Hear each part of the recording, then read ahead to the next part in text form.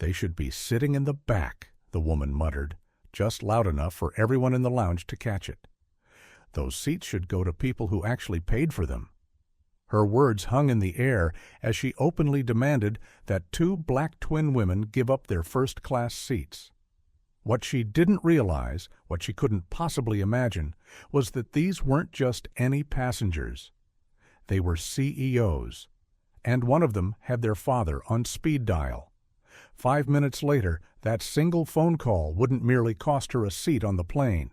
It would unravel partnerships, cancel lucrative contracts, and destroy an entire company's reputation. This story isn't really about a flight at all. It's about karma, powered by self-respect and delivered by two daughters who knew exactly who they were. A thick silence settles over the VIP lounge, the kind that presses down on your chest, heavy with things no one dares to say out loud. Two young women, identical twins, are told to surrender their first-class seats so another woman can be more comfortable, simply because she believes she deserves it more than they do.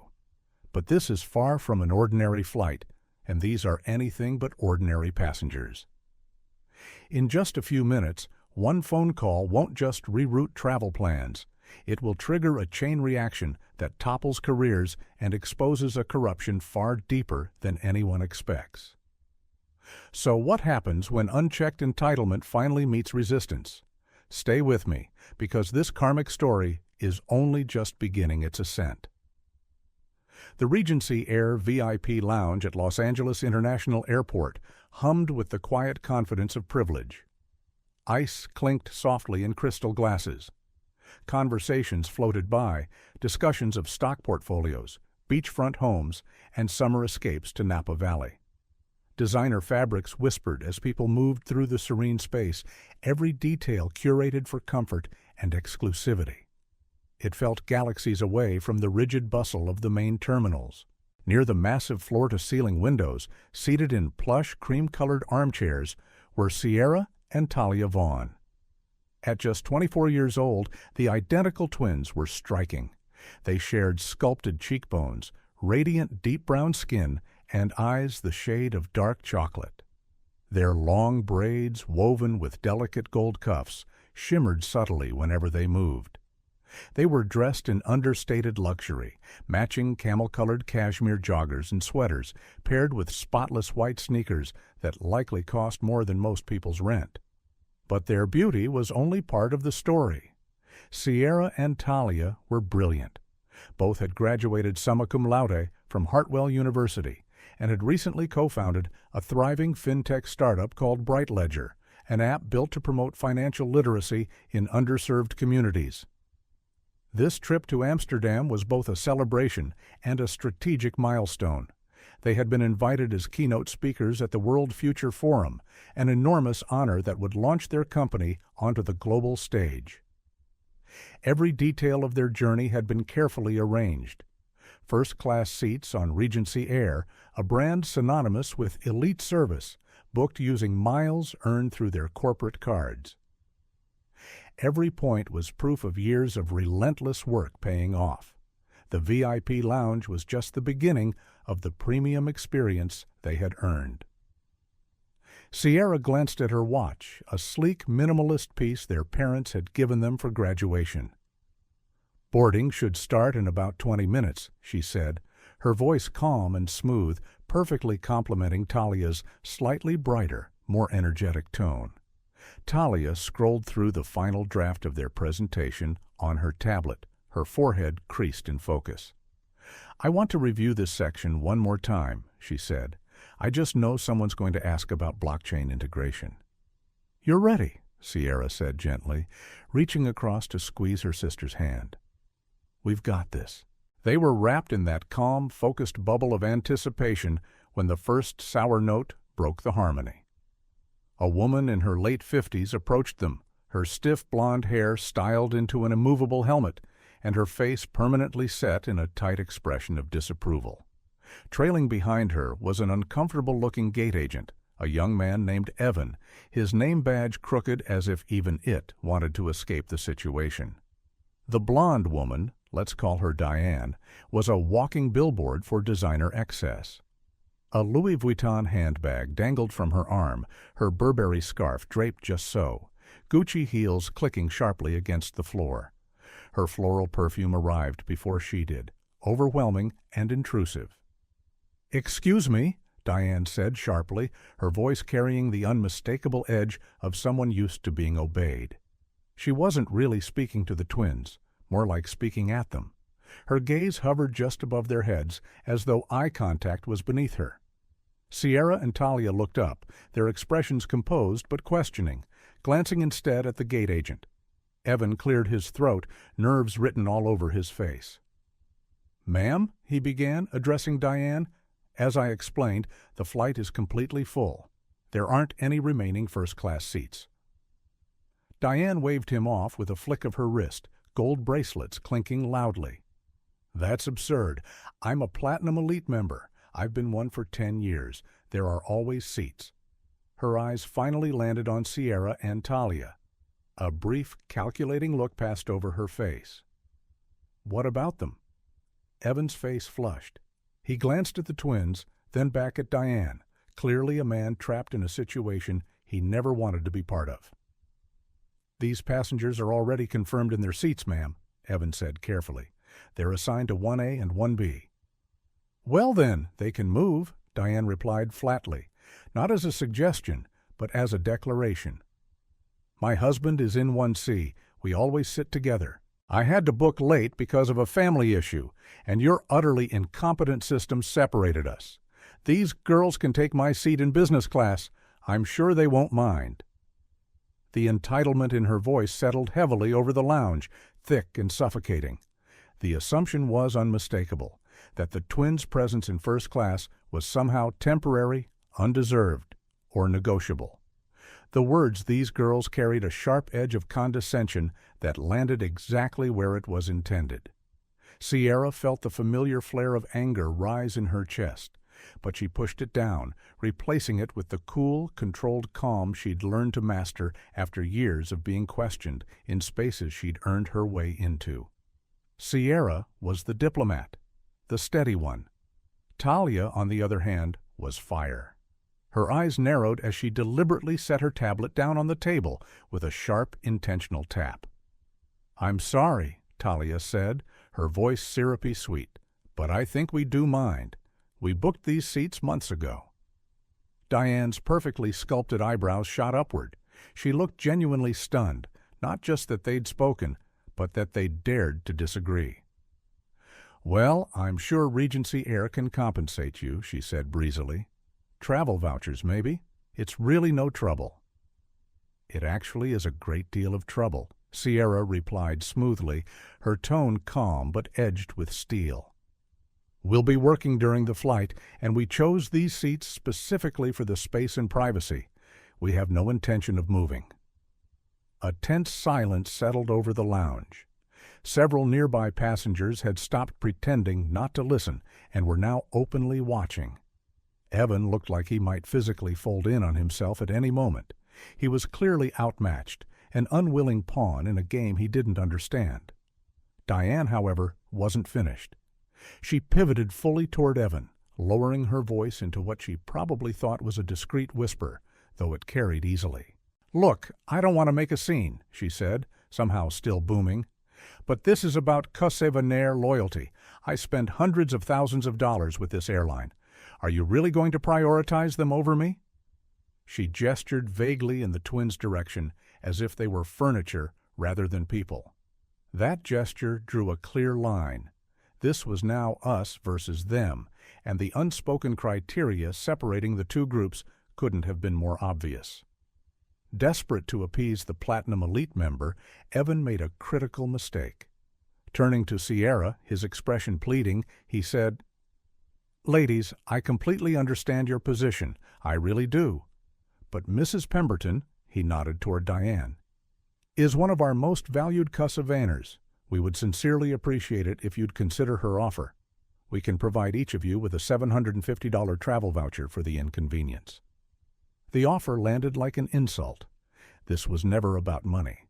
It was about principle, about being asked once again, to make themselves smaller so someone else's privilege could stretch further. Talia let out a short, humorless laugh. $500, she repeated. To give up seats we paid for, to be downgraded, all so this woman can feel more comfortable? She shook her head.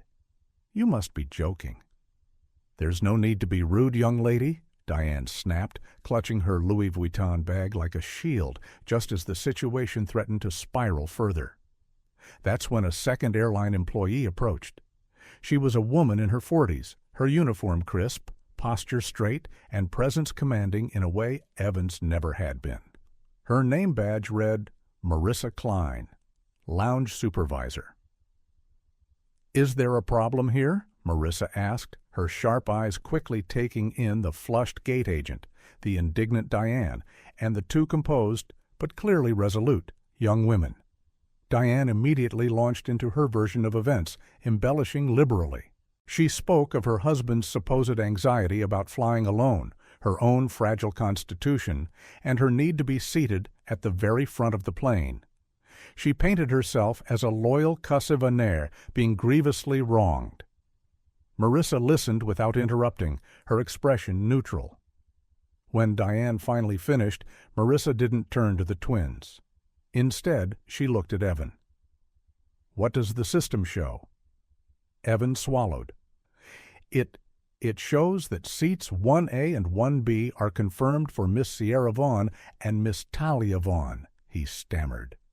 And Mrs. Pemberton is confirmed in 9D business class. I see, Marissa said calmly. She then turned to Diane, her voice polite but firm. Mrs. Pemberton, I'm sorry for the inconvenience with your booking. However, we cannot remove ticketed passengers from their assigned seats. These ladies are seated correctly, and that decision is final. For a brief moment, it seemed like the issue might finally be settled. But Diane was not a woman who viewed rules as boundaries, only obstacles. A venomous expression crossed her face as she leaned closer to Marissa, lowering her voice into a sharp hiss. I know how this works, she said, malice dripping from every word. You have your diversity quotas to meet. It looks so good for your brand to have them sitting up front. A perfect little photo op for your brochures. Her eyes hardened. But I'm the one who actually keeps you in business. You would do well to remember that. The accusation, so vile, so completely unfounded, seemed to drain the oxygen from the space around them. It was a naked, ugly attack aimed not only at Sierra and Talia, but also at Marissa's professional integrity. For a brief moment, the twins could only stare at Diane in stunned silence. The sheer audacity of her racism, the casual way she dismissed their achievements and questioned their right to be there, was almost breathtaking in its cruelty. Marissa Klein's face, which moments earlier had been composed and neutral, hardened into something unyielding. When she spoke, her voice had dropped several degrees. Mrs. Pemberton, I need you to lower your voice. Your remarks are inappropriate and deeply offensive. Offensive? Diane scoffed, instantly flipping the script. Now I'm the victim? I'm the one being discriminated against here. I'm being punished because I'm not a diversity hire. That was the moment the line didn't just get crossed, it was obliterated. Talia, who had been clenching her fists tightly in her lap, slowly relaxed her hands. She reached for her phone, her movements unhurried and intentional. You know what? She said quietly, her voice calm but edged with danger. You're right. You are a valued cussavainer, and I think you should take your concerns straight to the top. Sierra watched her sister, a knowing smile spreading across her face. She knew exactly where this was headed. Diane looked briefly confused before recovering. That's precisely what I plan to do. I'll be filing a formal complaint against every single one of you. No need to wait, Talia replied, already tapping on her phone. She placed it on speaker, letting the sound carry through the now silent lounge. The phone rang once, twice. Then a deep, familiar voice answered, one that carried authority even through the small speaker. Talia, sweetheart? Everything okay? You're supposed to be sipping champagne and getting ready to take Amsterdam by storm." Their father's voice made Diane roll her eyes, a smug smile curling her lips. "Oh, please," she muttered. "Calling your daddy to complain? How precious." Marissa shifted uneasily. She'd stood her ground on principle, but involving family in a cuss-a-vainer service dispute was far from standard procedure. Talia ignored them both, her gaze locked on Diane. "Hi, Dad. Sorry to interrupt. We're having a small issue here at the Regency Air VIP lounge." "Majestic." Her father's tone sharpened instantly. "What kind of issue?" "Well," Talia said, her voice laced with exaggerated innocence, "Sierra and I have just been asked to give up our first-class seats, 1A and 1B. A woman here, Mrs. Pemberton, believes she's more important than we are and insists we move to business class." There was a brief pause on the other end of the line, then a low, amused chuckle. "Is that so? And what reason did she give?" "Oh, the usual," Talia replied smoothly, never breaking eye contact with Diane. "That we're probably just a diversity initiative, that her money is what keeps the airline running. The lounge supervisor, Miss Klein, tried to intervene, but Mrs. Pemberton is quite persistent. She also suggested our presence is really just for corporate photo ops." The silence that followed was heavy, absolute. The energy in the lounge shifted, tension crackling in the air as every nearby passenger leaned in. Diane's smirk began to fade. Something about Talia's calm, unhurried tone was suddenly unsettling. When the voice returned, it had mortgaged completely. The warmth of a father was gone, replaced by the cool, razor-sharp cadence of a man accustomed to power. "Talia," he said evenly, "place the phone on the table. I'd like to speak with the supervisor, Miss Klein." Talia did exactly that. Marissa Klein leaned forward, her expression a mix of confusion and concern. "This is Marissa Klein." "Miss Klein," the voice said, "my name is Graham Vaughn. I am the Executive Vice President and Head of Global Strategy for the Vaughn Meridian Group. And 3 months ago, my company acquired a Clause 14C controlling stake in Regency Air." A collective gasp rippled through the lounge, soft, sharp, and simultaneous, like air rushing out of 100 balloons at once. Evan looked like he might actually pass out, his face drained of color entirely.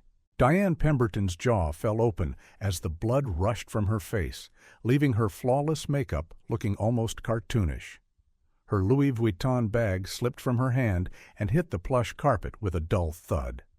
The voice continued, each word landing with surgical precision. "I personally oversaw that acquisition, which means, for all practical purposes, I am your boss's boss's boss. I also happen to have 2 daughters, brilliant, hard-working young women, whom I believe you've just met. They're on their way to Amsterdam to represent another one of our companies." A brief pause. "I'm looking at their reservation right now," he added calmly. "Their first-class tickets were paid for in full." "Confirmed months ago," he added, pausing just long enough for the weight of that fact to settle over the room. Then Graham Vaughn continued, his voice lowering into something far more dangerous than anger. "So, Miss Klein, I'd like a clear explanation. Why is a Platinum Elite member's sense of entitlement and her frankly reprehensible racist remarks being prioritized over 2 fully paid, confirmed first-class tickets?" Another pause. "Or let me simplify it," he said evenly. "Why is your team attempting to remove my daughters from their seats?" What followed was absolute silence. The carefully curated hum of privilege vanished. No clinking glasses. No murmured conversations. Just one devastating question hanging in the air, waiting for an answer that could and would mortgage everything. The story continued from the exact moment that bomb detonated. The silence inside the Regency Air VIP lounge was no longer calm or refined. It was crushing. Every set of eyes was locked onto the phone resting on the table, the device through which Graham Vaughn, the man who now effectively owned the airline, had just dismantled Diane Pemberton's entire reality. Marissa Klein froze for a heartbeat. Her mind, trained to juggle elite travelers and operational crises, struggled to recalibrate. The woman she'd been managing wasn't just a difficult cusevener. She had insulted the daughters of the man who controlled the company.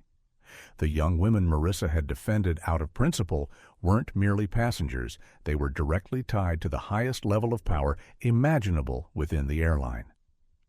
Marissa swallowed hard as her professionalism kicked in on instinct, like muscle memory. Even if that professionalism felt like it had just been hit by a freight train.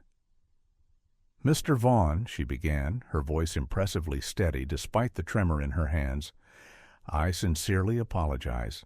There appears to have been a grave misunderstanding." "There is no misunderstanding," Graham interrupted sharply. "I heard Mrs. Pemberton's remarks quite clearly as they were repeated by my daughter. Diversity initiative, photo opportunity. Am I quoting her accurately?" Marissa's gaze flicked toward Diane. The woman who had once radiated superiority now looked like a collapsed version of herself. Her mouth hung open, her complexion had turned blotchy, flushed red in some places and pale in others. The entitlement had drained out of her entirely, replaced by creeping dread. "Yes, sir," Marissa replied quietly. Those were her exact words. "And your other employee?" Graham continued without softening. "Evan. He offered my daughters a $500 voucher to comply with this woman's racist demands. Is that also correct?" Evan, who had been attempting to disappear into the luxurious wallpaper, visibly flinched. He couldn't speak. All he could manage was a small, terrified nod. "I see," Graham said. Just 2 words, but they carried terrifying finality. "Miss Klein," he continued, "I need you to do 3 things immediately. First, you will personally escort my daughters to their seats, 1A and 1B, and ensure that from this moment forward their pre-flight experience is flawless." Marissa straightened slightly. "Yes, sir." "Second," Graham went on, "you will inform Mrs. Pemberton that her ticket on this flight has been canceled, effective immediately." Diane released a strangled gasp. You can't do that," she croaked, her voice a pitiful echo of its former dominance. "I absolutely can," Graham said, his voice booming through the speaker. "And her Platinum Elite status has been permanently revoked. She will, of course, receive a full refund. We are not thieves. But Regency Air has 0 tolerance for the kind of behavior she displayed today." He didn't pause. "That policy," he added coldly, "will be enforced without exception, starting now." Diane looked like she might collapse. "The third thing," Graham continued, "is for you and for Evan. Evan Oro morning at 9 a.m. You will report to Regency Air Corporate Headquarters here in Los Angeles. Ask for Kenji Mori, my partner and the newly appointed CEO. He'll be expecting you." The implication was unmistakable. This wasn't just about a single confrontation. It was about a systemic failure that demanded correction. Evan looked physically ill, sweat beading along his hairline. Marissa, however, squared her shoulders. She had been caught in a storm she didn't create, but she had at least tried to stand on the right side of it. She lifted her chin, meeting the unseen gaze of the man on the phone. "I understand," she said firmly. "We'll be there." "Good," Graham replied. Then his voice softened, just slightly, as he addressed his daughters. "Sierra, Talia, I'm sorry this happened to you. This is not the standard I expect, and it's not the company I'm building. Go enjoy your flight. We'll talk when you land. I love you both." "We love you too, Dad," Sierra said softly, her voice carrying pride, shock, and overwhelming relief all at once. The call ended. The lounge was plunged back into an awkward, heavy silence. The confrontation was over, but the consequences were only just beginning. Marissa Klein was the first to break the stillness.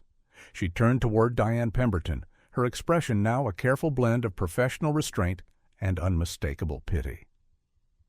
"Mrs. Pemberton," she said crisply, "I believe you heard Mr. Vaughn. Your ticket has been canceled. I'll need to ask you to leave the lounge. A staff member will escort you to the main terminal so you can make alternate travel arrangements." Whatever fight Diane had arrived with was completely gone. The arrogance, the bluster, the certainty of superiority. It had all evaporated. Now she was simply a woman in an expensive scarf, stripped of the power she'd assumed was hers by default. Publicly exposed and utterly defeated, she fumbled for her handbag, her hands visibly shaking. She couldn't bring herself to look at the twins. The quiet, steady weight of their gaze was more than she could endure. As a junior staff member gently but firmly guided a dazed Diane out of the lounge, the other passengers, who moments earlier had been shamelessly eavesdropping, suddenly found their phones fascinating. Eyes dropped, glasses were lifted. The crowd pretended they hadn't just witnessed a corporate execution. Marissa then turned back to Sierra and Talia, her face marked by genuine regret. Miss Vaughn," she said, addressing them with a level of respect that felt newly earned. "I am deeply sorry for what you experienced. It was unprofessional, unacceptable, and ultimately my responsibility." "It wasn't your fault," Sierra replied softly. "You tried to de-escalate." "But I didn't do enough," Marissa said, remorse filling her eyes. "I should have shut it down immediately. I was too focused on appeasing a so-called valued Kosovaner and not nearly focused enough on protecting two equally valued Kosovaners from harassment." Talia, who had remained quiet during the final moments of the confrontation, nodded slowly. "The real problem is the system," she said. "It's designed to reward the loudest, most demanding voices. People like Diane Pemberton get their way because they're used to bullying until they do." "That system is about to merge," Marissa said, resolve hardening her voice. "I can promise you that." She personally escorted the twins out of the lounge and down the jet bridge, bypassing the rest of the boarding line with a discreet, "Excuse us, please." When they stepped onto the aircraft, it was immediately clear that word had traveled fast. The cabin crew greeted them with something close to reverence. "Welcome aboard, Miss Vaughn. Miss Vaughn," the purser said warmly, her smile both professional and sincere. "We're honored to have you with us today. Please allow me to escort you to your seats." As Sierra and Talia settled into the spacious pods of 1A and 1B, a flute of chilled vintage champagne was placed into each of their hands without delay. The purser leaned in, lowering her voice. "Your father called ahead," she whispered. "He's upgraded the entire first-class cabin to presidential service. The Dom Perignon is on ice, and the chef is preparing the caviar service now." Sierra and Talia exchanged a glance over the rims of their glasses, a silent understanding passing between them. It was a victory, but a complicated one. They had stood their ground, and the consequences for their antagonist had been swift and absolute. Still, the encounter left a bitter aftertaste. It was a stark reminder that no matter how successful they became, no matter how hard they worked, their right to occupy certain spaces could still be questioned in the ugliest ways. As the plane pushed back from the gate, Talia gazed out the window. Down below, she spotted a lone figure being escorted through the terminal by airport security. Diane Pemberton. Her shoulders were slumped, her designer outfit suddenly looking cheap and out of place under the harsh fluorescent lights of the public concourse. It was a pathetic sight. Talia felt no pity, only a grim sense of satisfaction. Karma, she thought, sometimes takes a direct flight. But the story didn't end there. The ripples from that phone call were only beginning.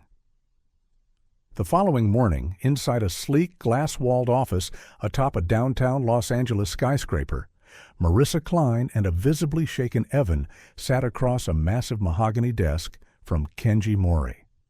Mori was the other half of the Vaughn Mori Holdings. If Graham Vaughn was the visionary, Kenji Mori was the operator, the man who made sure everything ran on time, in this case, the planes. He was impeccably dressed, late 60s, and known for being ruthlessly precise in his pursuit of excellence. A tablet lay on the desk in front of him, playing security footage from the VIP lounge. There was no sound, but none was needed. They watched in silence as the confrontation unfolded. Diane's aggressive demands, Evan's anxious appeasement, Marissa's initial intervention, and finally, the twins' calm, devastating phone call. When the video ended, Maury leaned back in his chair, fingers steepled beneath his chin. He studied the two employees across from him. "I've read the preliminary report," he said quietly, his voice calm, yet carrying enormous weight. "I've spoken with Graham," Kenji Mori continued calmly, "and I've also reviewed the Kusavaner service records for this lounge over the past 6 months. He slid a thick binder across the polished desk. "This isn't the first time something like this has happened, is it, Miss Klein?" he asked. "Not necessarily overt racism, but the pattern. Elite members exerting pressure, junior staff feeling intimidated, other passengers being displaced to satisfy the whims of so-called valued Kusavainers." Marissa's complexion drained of color. She knew he was right. The culture of appeasement hadn't started with her. It was baked into the airline long before she became supervisor, a relic of previous leadership. "No, sir," she admitted quietly. "It's not." "And you, Evan," Maury said, shifting his sharp gaze to the young man. "Your file shows 2 prior incidents where you reassigned confirmed passengers to accommodate last-minute requests from high-status members." Evan swallowed hard. "You believed you were following an unwritten rule?" Maury continued. "Keep the big spenders happy at any cost, correct?" Evan nodded miserably. "Yes, sir. I thought that was what I was supposed to do." "What you were supposed to do," Maury snapped, his voice rising with tightly controlled anger, "was follow the rules. Treat every passenger with dignity and respect." He leaned forward slightly. "A ticket is a contract. It is not a suggestion. The idea that wealth or loyalty status gives someone permission to harass other passengers is unacceptable. And it ends today." Maury stood and walked to the window, gazing out over the city skyline. "Graham and I didn't acquire this airline as a vanity project," he said. "We bought it because we saw the opportunity to build the best airline in the world. And that doesn't just mean newer aircraft or plush seats." He turned back to face them. "It means exemplary service, and true service begins with one principle: respect." Marissa held her breath. "As of today," Maury continued, "the entire management team at the Hartsfield-Jackson VIP Lounge is being replaced. That includes you, Miss Klein." Marissa's heart dropped. She had expected discipline, maybe even demotion, but not this. "However," Maury added, holding up a hand, "you are not being terminated from the company." She looked up, stunned. "Your actions yesterday, while imperfect, demonstrated integrity," he continued. "You challenged Mrs. Pemberton before you had any idea who the Vaughn twins were. That matters. I can work with character." He fixed her with a steady look. "You're being reassigned. I want you to lead a complete rewrite of our Kusavaner service training program for every VIP lounge in our global network." Marissa's breath caught. "You'll build a new curriculum from the ground up," Maury said. "One rooted in equitable treatment for all passengers. Yesterday's incident, complete with audio, will be the primary case study. You're going to turn that disgraceful moment into a lesson every Majestic employee learns from." Marissa sat frozen, absorbing it all. She'd lost her role, but gained something far more impactful. "Thank you, sir," she said, her voice thick with emotion. "I won't let you down." Maury nodded once, then turned his attention to Evan. The young man stiffened. "Evan," Maury said, his tone softening slightly. "You're young, you're ambitious, and you made a serious mistake. You followed a toxic culture instead of your own judgment." Evan swallowed. "You're being let go from Regency Air." Evan's shoulders slumped. "But," Maury continued, "I believe in teachable moments. I'm calling a colleague who runs a logistics firm, a trucking company. They're looking for dispatchers. It's demanding work, long hours, high stress." Evan looked up, confused. "You'll learn the value of schedules," Maury said. "You'll learn that every delivery matters, and most importantly, you'll learn that a contract is a contract." He paused. "After a year, if you prove yourself, you can reapply here. You'll start in cargo operations and earn your way back properly." It wasn't mercy. Not exactly. It was a form of corporate purgatory, an opportunity for redemption that would require real effort. Evan nodded slowly. "I understand, sir." "Thank you." As Marissa and Evan exited the office, their futures irrevocably altered. Kenji Mori picked up his phone. He had one final call to make. He dialed the legal department. "This is Mori," he said coolly. "Regarding yesterday's incident, the passenger, Diane Pemberton." "Yes, sir." "I want a letter drafted to her husband. He's a senior partner at Barton & Lyle." A pause. "Yes, that firm," Maury continued, a thin predatory smile spreading across his face. "Inform him that due to his wife's deeply unprofessional and reputationally damaging conduct toward members of our board, we are terminating our multi-million-dollar retainer with his firm, effective immediately." Another pause. "And include a full transcript of the lounge interaction," he added. "I want him to see exactly what kind of liability his wife has become." The damage didn't stop at the personal level. It was about to escalate, fast, and turn brutally corporate. That single phone call, the one that had dismantled a lounge team in minutes, was now poised to cost one of the most powerful law firms in the world one of its most lucrative clients. All because one woman couldn't tolerate seeing two young, successful black women seated ahead of her on a plane. The ripples were no longer ripples. They were becoming a tidal wave, and the fallout was only just beginning. While Sierra and Talia Vaughn cruised over the Pacific, basking in a quiet sense of vindication and sipping vintage champagne, the shock waves were racing straight toward Diane Pemberton's carefully curated life. They were about to hit with devastating force. Diane's husband, Peter Pemberton, lived in the rarefied air of elite corporate law. A senior partner at Barton & Lyle, he was a heavyweight in mergers and acquisitions, a man accusavened to billion-dollar deals, hostile takeovers, and navigating reputational minefields with ruthless precision. His currency was discretion. His power was trust. He was deep in a high-stakes negotiation for a major tech merger when the unthinkable happened. His personal secretary, Claudia, a woman so prim and disciplined she might as well have been carved from marble, interrupted him, something she had been explicitly instructed never to do. "I'm sorry, Mr. Pemberton," she whispered, her face drained of color. "But this is marked urgent. It's from the Vaughn Maury Holdings. The instructions were very clear. It had to be delivered to you personally, immediately." Peter felt the blood drain from his face. Vaughn. Maury. They were among the firm's most valuable clients. He had personally overseen their recent acquisition of Regency Air, a multi-billion-dollar deal.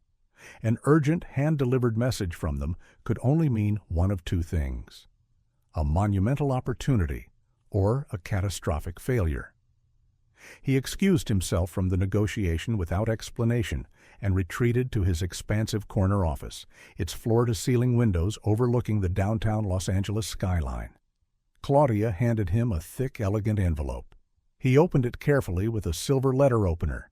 Inside were two documents. The first was a formal letter printed on heavy, watermarked stationery. The second was a multi-page transcript. He read the letter first. It was from Kenji Mori, now CEO of Regency Air, a man Peter knew well and respected. The letter was brief, clinical, merciless.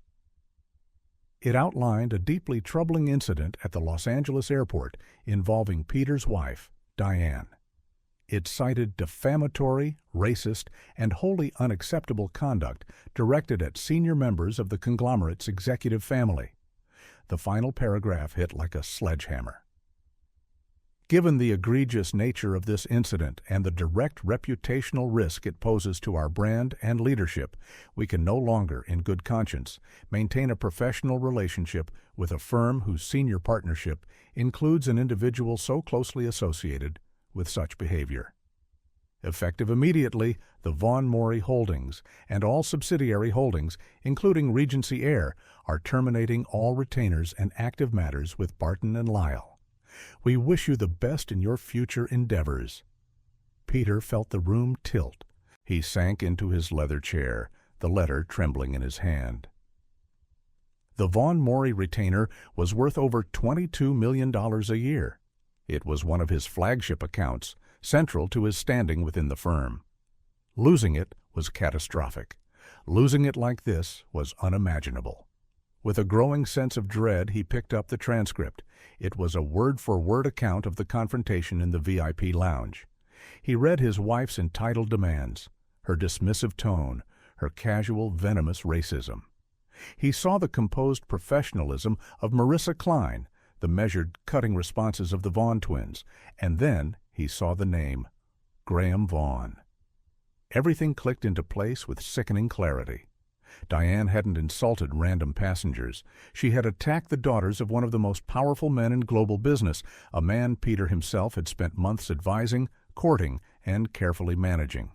She hadn't just been rude, she had taken a wrecking ball to his career.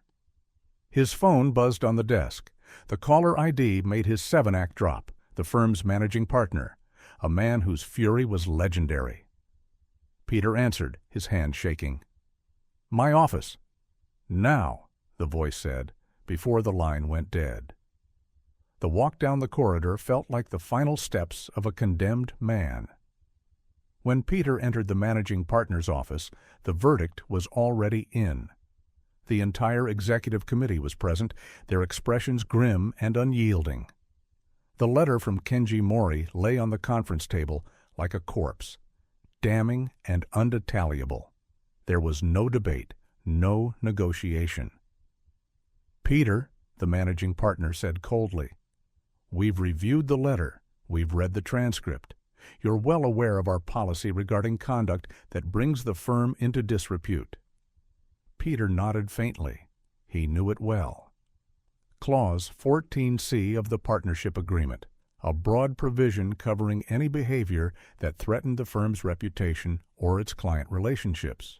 He had personally invoked it once before, against a junior partner caught in an insider trading scandal. Now it was being invoked against him, from years earlier. Peter Pemberton never imagined, never even entertained the possibility, that clause would one day be used against him. "You have two options," the managing partner continued evenly. "You may resign effective immediately. You'll receive a severely reduced severance package and sign a non-disclosure agreement, so restrictive it will silence you completely. Or we convene a full partnership vote, remove you by force, and make your conduct part of the permanent public record within the legal community." He paused. Choose. It wasn't a choice, it was an execution. Peter Pemberton, a man who had once stood at the very summit of the legal world, was finished. Not taken down by a rival firm or a bad deal, but by the small-minded, bigoted arrogance of his own wife.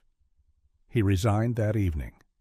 When he arrived at their sprawling estate in Atherton, California, he found Diane in the drawing room, clutching an oversized glass of Chardonnay. She was still seething, still rehearsing her victimhood. "You will not believe what happened to me today," she snapped, her voice sharp with indignation. "I was treated horribly. Those two girls and their father had me thrown off the plane. My platinum status gone. Do you have any idea how humiliating that was?" Peter stared at her perfectly manicured nails, her expensive yet gaudy designer clothes, her flushed face, wine-soaked and righteous with outrage. And for the first time in their 30-year marriage, he truly saw her. He saw the ugliness beneath the polish, the entitlement, the rot that had finally, irreversibly poisoned their lives. He set his briefcase down on the antique mahogany table, removed his suit jacket, folded it carefully over the back of a chair. Then he looked at her again, his eyes cold and hollow, like a winter sky. "Diane," he said quietly, "I know exactly what happened. I received a letter and a transcript." Her tirade faltered. "A letter? From who?" "From Kenji Mori," Peter replied. "And because of your behavior, my firm has just lost a $15 million a year client. Because of that, I no longer have a job." She froze, her wine glass suspended halfway to her lips. "What? That doesn't make sense." "It makes perfect sense," he snapped, his voice rising. "You, through your prejudices and your staggering arrogance, have single-handedly destroyed my career. The career that paid for this house, for your clothes, your cars, your clubs, your entire pointless existence." He was shouting now, the raw sound of a man watching his life collapse.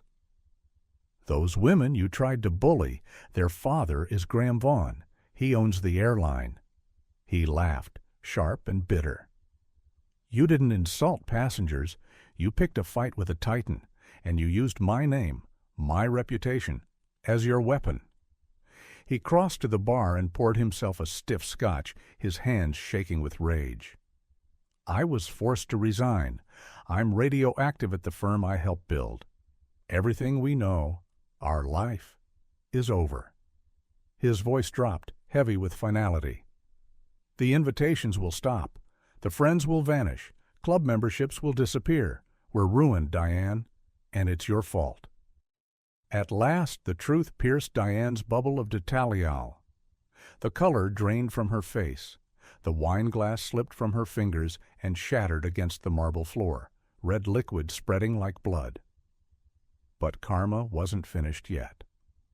A week later, in Amsterdam, Sierra and Talia Vaughn took the stage as keynote speakers at the World Future Forum, and owned it.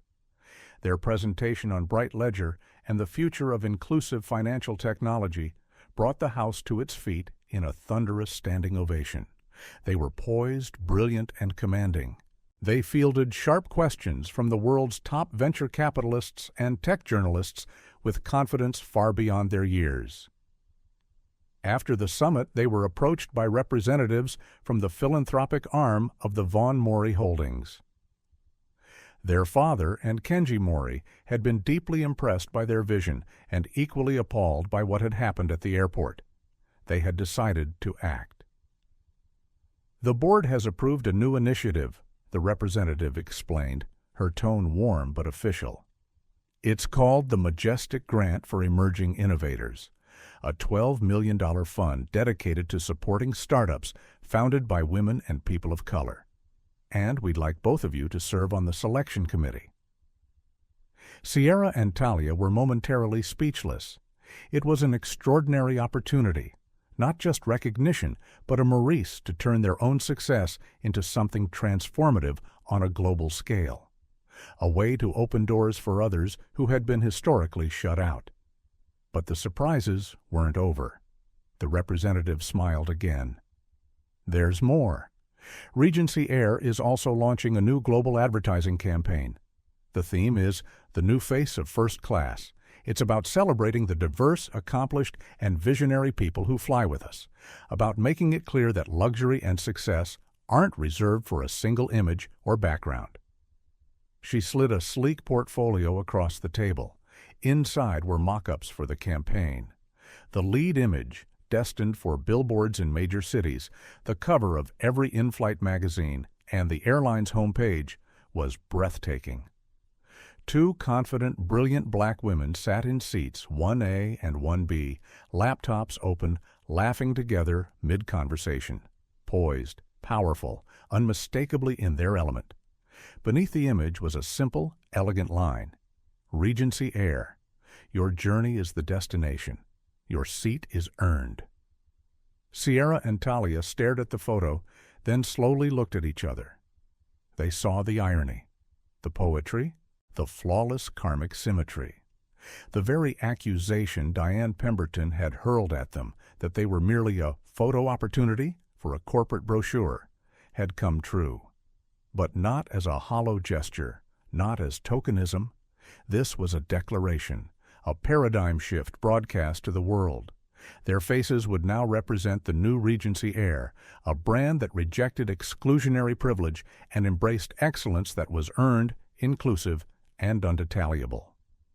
Diane Pemberton had tried to push them out of first class. Instead, they had become the face of the entire airline.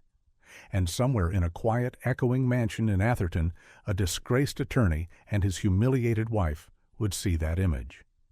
On television, online, in newspapers, on billboards they couldn't avoid.